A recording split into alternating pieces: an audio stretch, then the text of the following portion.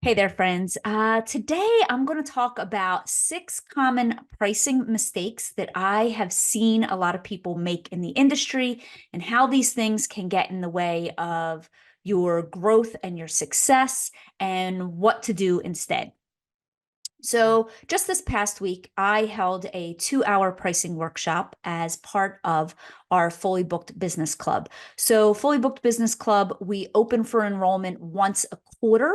It is a 1 year program, but we bring new members in once a quarter. And as part of that enrollment, we do a live pricing workshop every single enrollment period. So this way, everybody that comes in really has a clear understanding of their pricing, has it nailed down, and knows what to do when they go out there and market their business.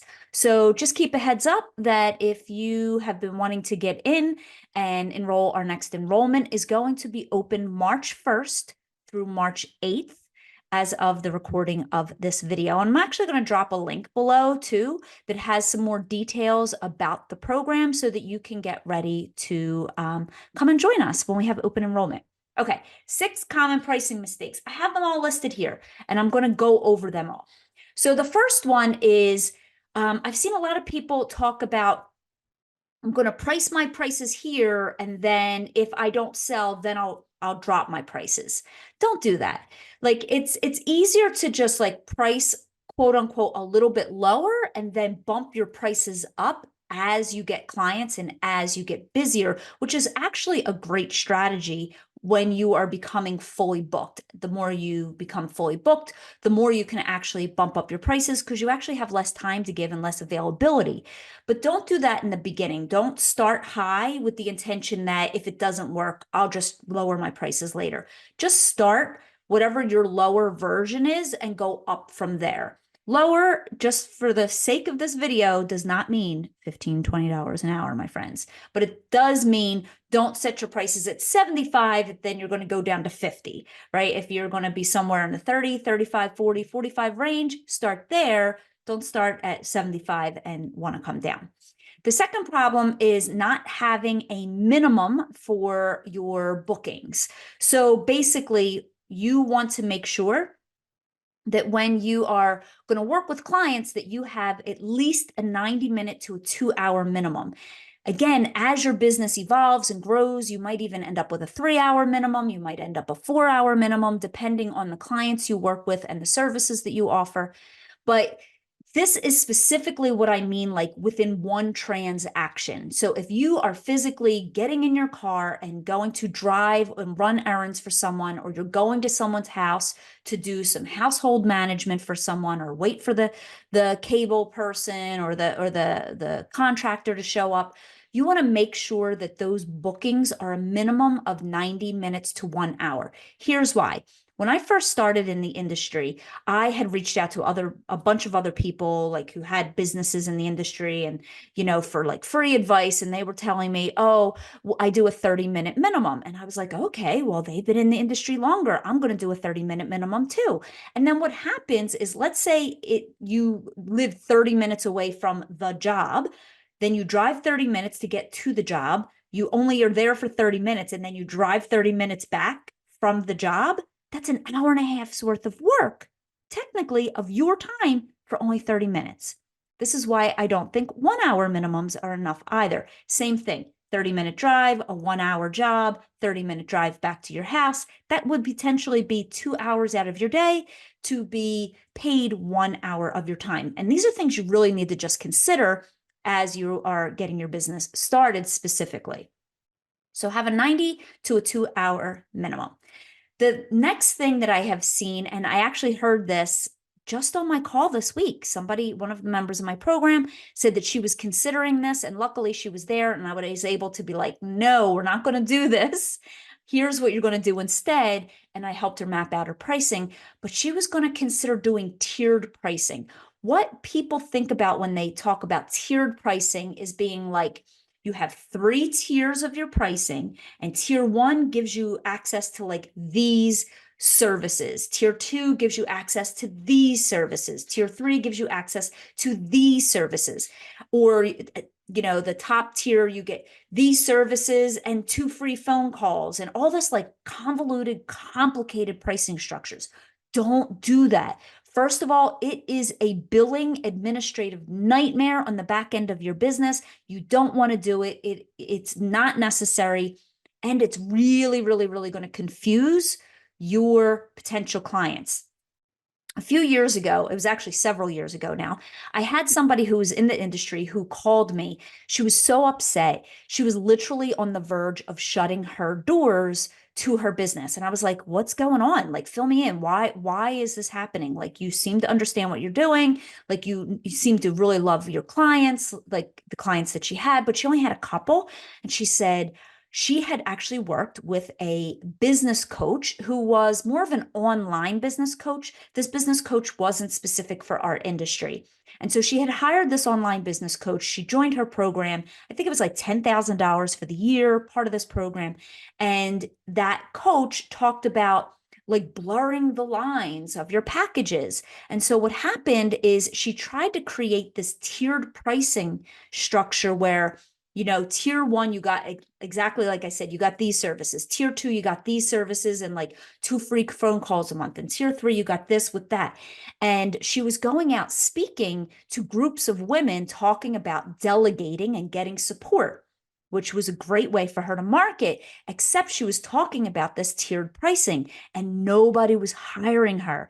She had all this interest, but then as soon as she explained what her pricing was to these people, they never called her back. And so when she explained it to me, I was like, oh my God, it's because they were so confused. Like, that is so confusing to understand. Like, well, what if I have you do 5 things in a day? What's that gonna, like, how's that gonna pan out? What tier am I gonna be in? And anybody that has that level of confusion is not going to hire you. So don't do that. The fourth thing, different rates. Again, this was something when I first started in the industry. A lot of other people in the industry were like, this is how I do my business. Honestly, I'm not going to throw shade, but this is why so many people in the industry, when I first started and I was talking to people, were making less than $10,000 a year because of stuff like this. So they told me, and so I want to tell you, don't do this because I've seen this pop up for people as well, charging different rates versus like stuff that you do from home versus stuff that you do out and about. Specifically, like if you're doing errand running and online research, or you're doing stuff like behind your computer, making phone calls, scheduling appointments, that kind of thing, like administrative work versus work that you are in your car driving for. Now, the people that I had asked and I talked to way back in the day, who were like the early people in the industry, when I was like, well, why would you do that? They were like, oh, because when I'm behind my computer, I'm not using my gas, but when I'm driving, I'm using my gas in my car. And so I kind of started it like that, but this is what happened. I started it like that. I was like, okay, these services I charge this amount, and these services I charge this amount. And then when I was talking to potential clients, they were like, well, what if you're driving the car and you answer the phone on my behalf? And I was like, oh shit, they're right. And I was like, okay, I'm not going to do that. And I completely wiped that off. I stopped and I had all of my services were the same rate. So I want you to just consider, especially in the beginning, not having a differentiating rate because of things you either do behind your computer versus the things that you are driving your car for. The fifth mistake that I see people make is what they say, I am charging my worth, or they're not paying my worth. My friend, I just want to let you know right now, your worth has nothing to do with the rates that you charge in your business.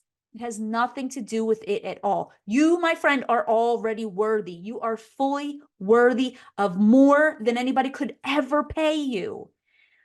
What we're talking about is the value of the services that you're offering. So try not to get like in your head and your own ego about charging my worth, because it's not your worth, it's the worth/value of the services that you're offering. Okay. I could offer to say this plate was an heirloom from my grandmother and it is worth $50,000, but nobody's going to pay $50,000 for this plate, whether it's an heirloom or not. It's not, but because I have like worth in it because it was an heirloom versus the value of an actual plate. Funny analogy, but I hope you get the point. You are not your business. Your self-worth has nothing to do with the rate that you charge for your services. And the last thing I want to talk about is feels like, right? So I want you to consider, again, these are all the lessons that I've learned over the past decade plus of being in business for myself. How many times I heard somebody say or read somebody talk about charging where I felt like I was going to puke. And if I wasn't charging high enough that I felt like I was going to puke, I needed to raise my rates. That is a terrible, terrible, terrible thing to do.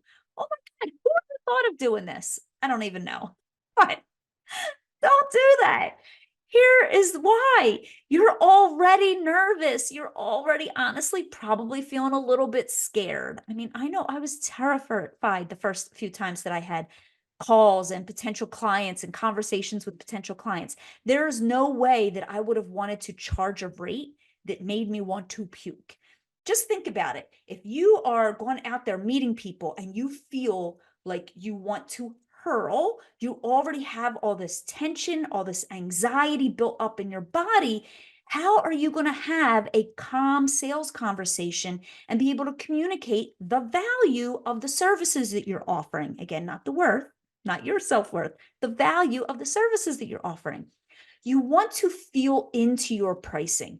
What feels good for both you and your client? That is the secret sauce. That is the number. That is the number you pick and you start there. And then it can change and evolve over time. But don't feel like you're going to puke. Okay. All right. Hopefully I got my point across for that. All right, my friends, if you have found yourself making any of these mistakes, don't be upset with yourself. Don't shame yourself. Everybody in the industry has made these mistakes. I've literally made probably every single one of these, except this one. I definitely didn't do this one. I didn't do this one. I started doing this one. I definitely experienced this one. And I heard about that one. But if you have done any of these, it's okay. Just go back, fix them. And if you need help with this, consider joining us in our next open enrollment of the Fully Booked Business Club. And if this video was helpful, my friends, make sure that you hit up the like button and hit subscribe so that you don't miss any other upcoming episodes or rants. All right. Bye for now, friends.